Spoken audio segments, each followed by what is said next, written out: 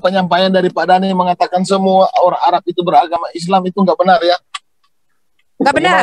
Muhammad menyebarkan Islam dengan pedang, dan bahkan saya bisa menunjukkan para penulis atau yang nulis Quran untuk Muhammad. Muhammad kira-kira menurut sejarah mempunyai 40 orang penulis, 3 atau 4 diantaranya murtad karena mereka mengetahui bahwa Muhammad tidak pernah menerima wahyu dari Tuhan. Salah satunya adalah Abdullah ibn Sarah, dan Muhammad menyuruh membunuh Abdullah ibn Sarah yang adalah saudara sepersusuan Utsman. Ya, jadi nggak benar kalau dikatakan dia bisa menjadikan murid-muridnya seluruh Arab ya menjadi Islam. Muhammad menyebarkan Islam dengan pedang. Ini berbeda dengan Yesus. Ya, sehingga yang dikatakan kelebihan yang pertama ini artinya gini, teman-teman, kalau saya sebagai seorang bos, saya perintahkan kalian semua di sini, kalau kalian tidak tunduk pada saya tebas lehermu. Itu kira-kira saya mendapatkan rasa hormat apa rasa takut dari kalian? Takut lah Bu, daripada dibunuh. Ya, takut ya. Itu namanya takut. Geng mafia ya. Benar nggak? Oh iya, ya kayak Yakuza Bu. Betul, ya. Betul, lanjut.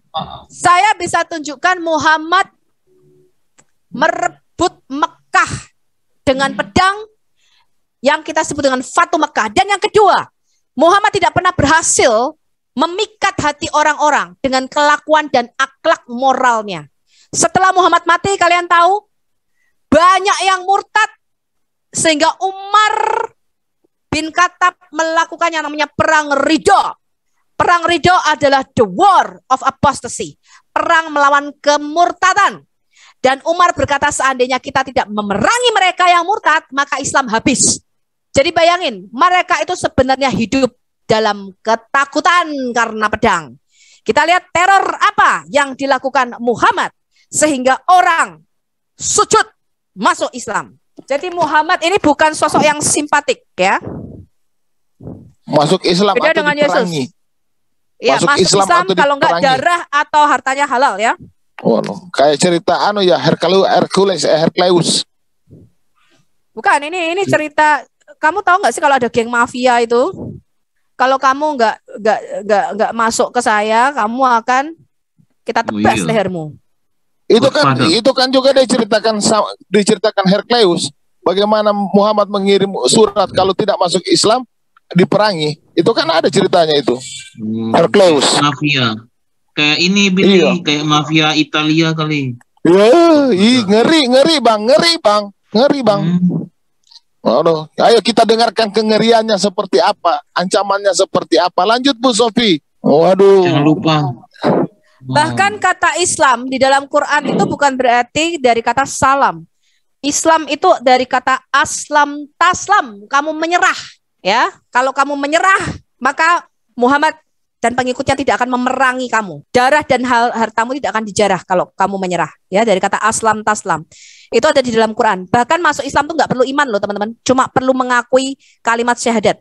Jelas ya, jadi ini bukan kelebihan dibandingkan Yesus. Karena Yesus membuat kita semua 3 miliar orang sujud menyembah bahwa dia Tuhan tanpa pedang di leher kita. Jadi kelebihannya mengancam ya Bu ya?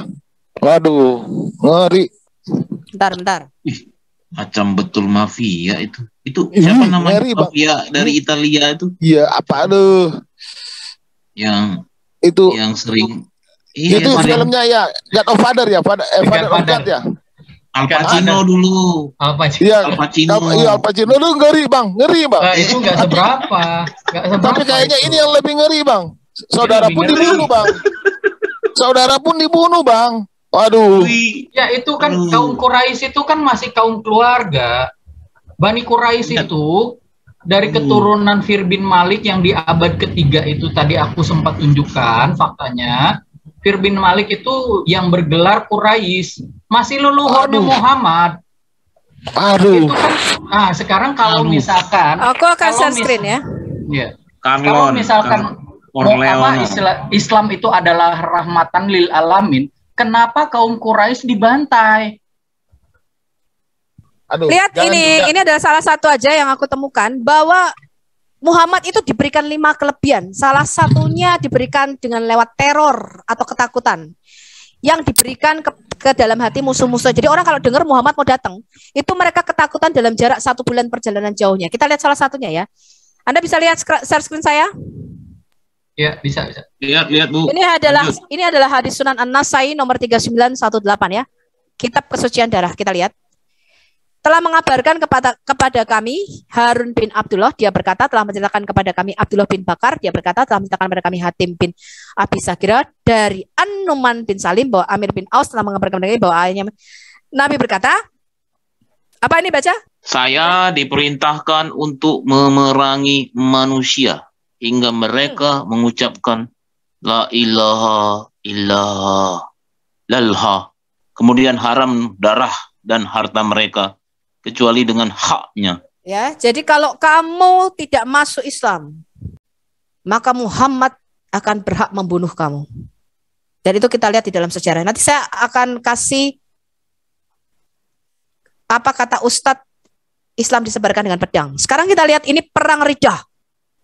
Begitu Muhammad mati, ini adalah pertempuran Abu Bakar melawan kaum murtad. Ini yang disebut the war of apostasy, jadi perang melawan kemurtadan. Perang Ridha, Anda bisa baca ini di share screen. Begitu ketika Yesus kita mati, bangkit pada hari yang ketiga, kemudian naik ke surga, pengikutnya murtad berkurang apa bertambah, teman-teman?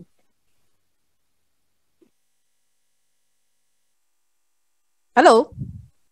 Anda baca kitab Kisah Para Rasul, ketika Yesus naik ke surga, pengikutnya murtad berkurang apa bertambah? Bertambah, Bu. Bertambah ya? Karena Tuhan mengatakan kamu harus diam di Yerusalem sampai Roh Kudus turun atasmu. Maka kamu akan diberikan dinamos atau kuasa dan kamu akan memberitakan Injil menjadi saksiku mulai dari Yerusalem, Yudea, Samaria sampai ke ujung-ujung bumi. Sehingga Petrus ketika dipenuhi Roh Kudus dia berdiri dan berkhotbah di Kisah Rasul 2 dan 3.000 jiwa pada waktu itu dibaptis dan diselamatkan. Ya, tapi kita lihat apa yang terjadi ketika Muhammad mati. Perang Ridha adalah perang melawan kemurtadan dan serangkaian pemberontakan yang dilakukan beberapa suku Arab.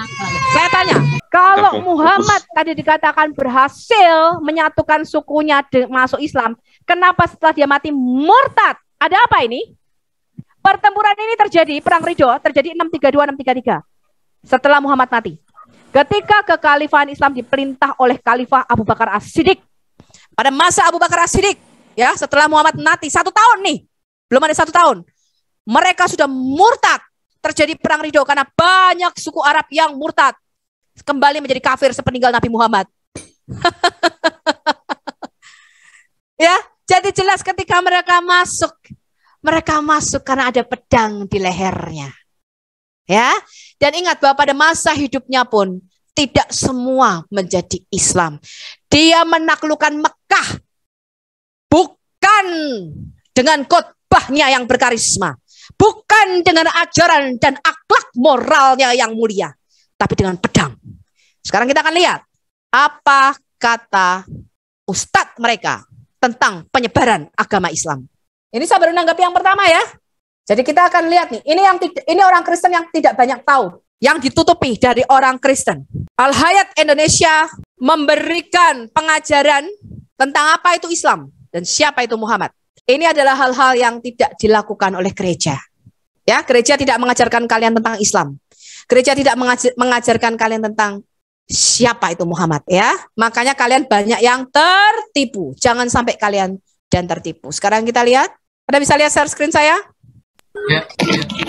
Bisa Bu. Itu kayaknya gurunya Pak Dani itu di Kalibata City. Waktu saya ngisi taklim di sana, Ustadz, bagaimana pendapat Ustadz bila ada orang-orang Nasrani yang mengatakan Islam itu diekspansi dengan pertumpahan darah, dengan jihad? Dan bagaimana pendapat Ustadz juga dengan masalah poligami? Mereka menghardik masalah poligami. Itu subhanallah, saya bicara hampir 45 menit mungkin hanya menjawab pertanyaan ini. Waktu itu saya bilang, kalau seandainya ada orang Nasrani, Yahudi, semua orang kafir yang mengatakan kepada Anda Islam dikembangkan, diekspansi dengan perubahan darah, katakan iya. Memang iya. Karena banyak orang Islam, subhanallah, kayak orang yang ketakutan kalau dikatakan Islam itu disebarkan dengan pedang. Saya katakan ikhwas sekalian, memang Islam dikembangkan dengan pedang. Jihad itu dikumandangkan memang dari dulu. Ada pengembangan Islam dengan dakwah, ada pengembangan Islam dengan pedang. Nabi SAW menyerang Mekah itu dengan kekuatan memang. Sampai menaklukkan Mekah, akhirnya tersebar Islam di Mekah. Dan kalau tidak ada jihad pada saat itu, Mekah akan tetap jadi kota kafir. Jangan dilupakan sejarah itu. Bagaimana Umar bin Khattab radhiyallahu anhu menyebarkan pasukan 12.000 orang dipimpin oleh Sa'ad bin Abi Waqqas radhiyallahu anhu. Kemudian juga terjadi dua perang besar di zaman Umar bin Khattab. Ada perang Yarmuk yang dipimpin Khalid bin Walid. 12.000 orang melawan 250.000 orang pasukan Romawi. Dan dimenangkan oleh kaum muslimin waktu itu, sehingga mayoritas wilayah Romawi runtuh, wilayah Afrikanya dan wilayah negeri Syamnya. Kemudian pasukan yang kedua dikirim ke wilayah Qadisiyah. Qadisiyah melawan Persia. Ini 350.000 pasukan Persia dilawan dengan 12.000 pasukan muslim, dan dua-duanya menang. Dengan ekspansi Islam seperti itu, jihad, mereka kalah orang-orang kafir ini. Akhirnya Islam tersebar di wilayah mereka. Tahukah anda 6 orang ulama hadis dari Bukhari, Muslim, Abu Dawud, Tirmidzi, Ibnu Majah dan Nasai, semua ini orang dari Persia. 6-6-nya nih. Gara-gara Islam dulu diekspansi oleh Umar bin Khattab sampai ke sana, dan akhirnya mereka masuk Islam. Dari anak turunannya keluar ulama hadis yang kita pegangi banyak hadisnya. Itu awalnya dari jihad. Awalnya dari jihad. Banyak orang subhanallah menganggap takut kalau mengatakan Islam disebarkan dengan pertumpahan darah. Memang benar. Tapi kita fair. Pada saat maju menawarkan peperangan, kita tawarkan Islam dulu. Tidak bisa Islam, tidak bisa orang jihad kalau tidak tawarkan nih, kecuali kalau kita diserang tiba-tiba. Kalau untuk ekspansi, syarat mutlak disepakati oleh jumhur ulama, harus tawarkan Islam dulu. Kalau mereka nolak baru jizyah, upeti. Kalau mereka nolak baru perang. Dan ini tanpa nunggu kita diserang. Memang ini ekspansi. Memang ekspansi Islam, disebarin Islam itu. Gitu kan? Kalau mereka nolak terjadi peperangan. Ini memang peperangan. Kasus saya katakan Mekah misalnya. Kemudian waktu Nabi SAW menyerang Tabuk, gitu kan. Perang Hunain. Waktu Nabi SAW melanjutkan menyerang wilayah-wilayah yang mendekati kota Taif, gitu kan. Dan banyak peperangan-peperangan yang lain. Nabi SAW ekspansi Islam. Abu Bakar mengutus untuk memerangi Aswadul Unsi, untuk memerangi juga ya Musailam al-Kadzab di wilayah Yaman yang mengaku sebagai Nabi. Dihabiskan oleh Abu Bakar dengan peperangan memang. Sehingga habis fitnah itu, nggak ada fitnah lagi. Tapi kita fair, datang menawarkan Islam, nolak baru kemudian ya kita bayar jizyah. Kalau nolak baru perang. Tapi orang-orang non muslim yang sekarang mengatakan Islam itu disebarkan dengan pedang, pertumpahan darah, mereka nggak fair sendiri. Amerika masuk ke Irak, apa alasannya?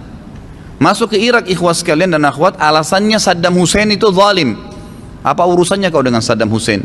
Di negaranya orang. Masuk dengan alasan itu, Saddam Hussein zalim agar seluruh umat Islam diam. Lalu dia masuk dengan leluasa menyerang, membunuh dan seterusnya. Dan berapa banyak juta barel yang dicuri tiap hari. Ya, minyak dari Irak itu dikirim ke Amerika waktu itu. Penjajahan modern di zaman sekarang. Orang semua diam, tidak dikatakan Amerika nyebarin dengan pertumpahan darah.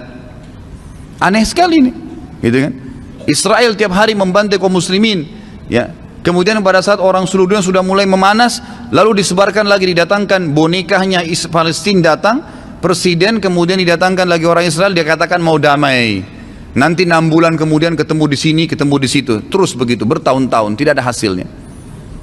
Satu masalahnya ikhwas sekalian dan akhwat, kita meninggalkan jihad, tapi jihad yang benar ya. Artinya kita harus tahu memang ini ibadah dalam agama. Jangan karena kita dikatakan teroris lalu kemudian kita tidak berani jihad. Enggak.